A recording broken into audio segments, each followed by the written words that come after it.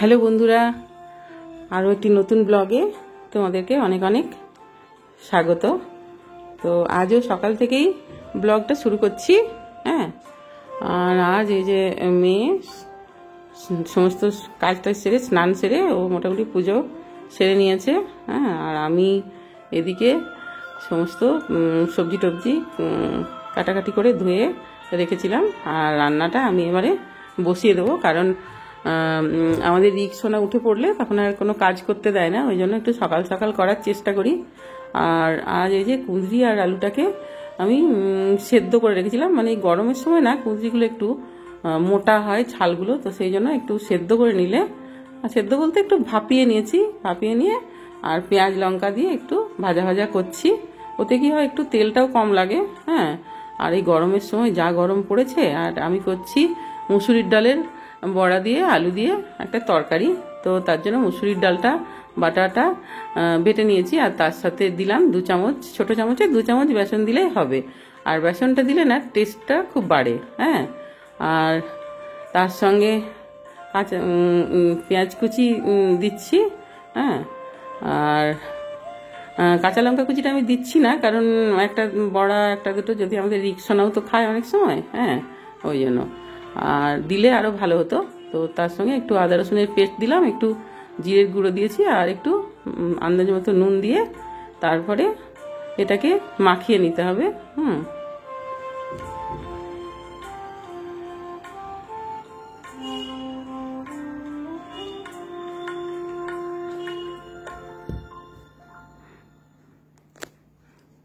আর এই যে ভালো করে এটা মাখিয়ে নিতে হবে, নিয়ে কড়াইয়ে তেল গরম করে তারপরে হাতে করেই দিতে হবে, একটু ছোট ছোট করে দিচ্ছি, কারণ এগুলো আবার ঝোলের মধ্যে দিলে এমনিতেই একটু ঝোল ঢুকে আবার একটু বড় হয়।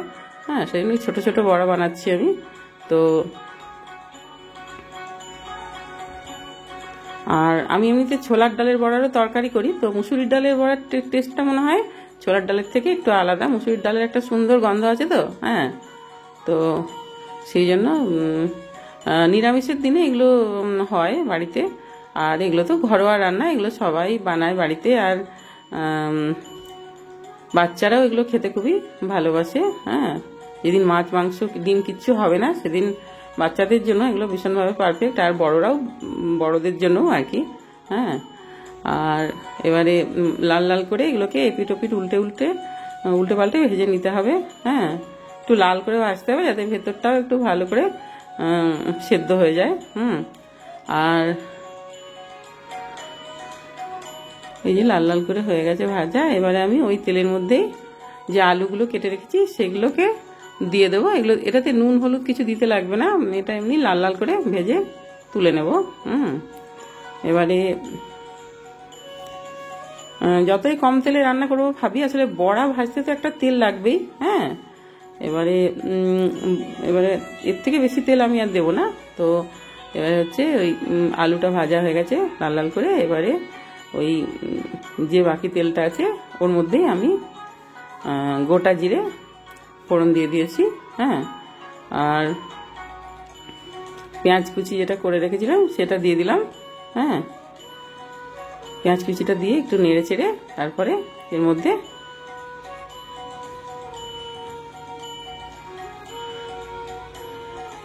নুন আর হলুদটা দিয়ে দিতে হবে। আর নুনটা একটু মানে দেখে শুনেই দিতে হবে, কারণ নুন তো আমি বড়াতেও দিয়েছি। হ্যাঁ, বড়ার ব্যাটারেও নুন দিয়েছি, তো নুনটা একটু দেখে শুনে দিতে হবে, পরে টেস্ট করে তখন লাগলে তখন আবার দিতে হবে। হ্যাঁ, আর হলুদ গুঁড়ো দিয়ে দিয়েছি। এবারে একটু ভাজা ভাজা হয়ে গেলে এটার মধ্যে আমি দিয়ে দিলাম আদা রসুনের পেস্ট। খুবই অল্প অল্প দিচ্ছি আমি, মানে আমি খুব একটা মশলা খুব বেশি দেওয়া তরকারিতে পছন্দ করি না। হ্যাঁ, এবারে আদা রসুনের পেস্ট দেওয়া হলো, এবারে দেব ধনের গুঁড়ো আর জিরের গুঁড়ো। দিয়ে ভালো করে এটাকে কষিয়ে নিতে হবে। একটু সময় করে কষাতে হবে আর কি। হ্যাঁ, তারপরে টমেটো কুচি যেটা করে রেখেছি সেটা দিয়ে দিলাম। দিয়ে টমেটোটাকে ভালো করে মশলার সাথে মিশিয়ে নিতে হবে। হ্যাঁ, এই যে টমেটোটা মশলার সাথে মিশে গেছে, এবারে আমি এর মধ্যে কাঁচা লঙ্কা দিয়ে দেবো। কাঁচা লঙ্কাগুলি আমি কেটে রেখেছিলাম, এগুলো আমি দিয়ে দেবো কাঁচা। আর এই তরকারিটা কিন্তু কাঁচা লঙ্কাতেই হবে, হ্যাঁ, এটার মধ্যে কোনো শুকনো লঙ্কা কিংবা লঙ্কার গুঁড়ো কিছুই পড়বে না, হ্যাঁ। আর তার সঙ্গে একটু দিয়ে দিলাম চিনি। চিনিটা আমি পরে আর দেবো না, এখন কষানোর সময় দিয়ে দিয়েছি। এবারে চিনি একটু মাস্ট, কারণ টমেটোর সঙ্গে একটু চিনি না দিলে মানে টেস্টের যে ব্যালেন্সটা সেটা আসবে না, হ্যাঁ। তারপরে যে মশলা কষানো হয়ে গেছে, এবারে এর মধ্যে জল দিয়ে দিতে হবে, আর এবারে ঝোলটা যখন একটু ফুটে উঠবে, হ্যাঁ, তখন ওই যে ভেজে রেখেছি আলুগুলো, হ্যাঁ, ওগুলো দিয়ে দিতে হবে, হ্যাঁ। তো এই যে আলুগুলো দিয়ে দিয়েছি, এবার একটু এটাকে একটু চাপা দিয়ে দিতে হবে যাতে আলুগুলো একটু সেদ্ধ হয়ে যায়, হ্যাঁ। তো আলুগুলো একটু সেদ্ধ হয়ে যায়, তো আলুটাও ওই যে চাপা দিয়ে দিয়েছিলাম, সেদ্ধ হয়ে গেছে। এবারে আমি বড়াটা দিয়ে দিচ্ছি, আর বড়াটা দিয়ে না চাপা দিলেও হতো, তবু একটু চাপা দিয়ে দিলে কি হয়, টেস্টগুলো সমস্ত ঢোকে আর কি বড়ার মধ্যে। আর তার মধ্যে একটু দিলাম আমি ভাজা মশলার গুঁড়োটা দিয়ে দিলাম, আর তারপরে একটু চাপা দিতে হবে, হ্যাঁ।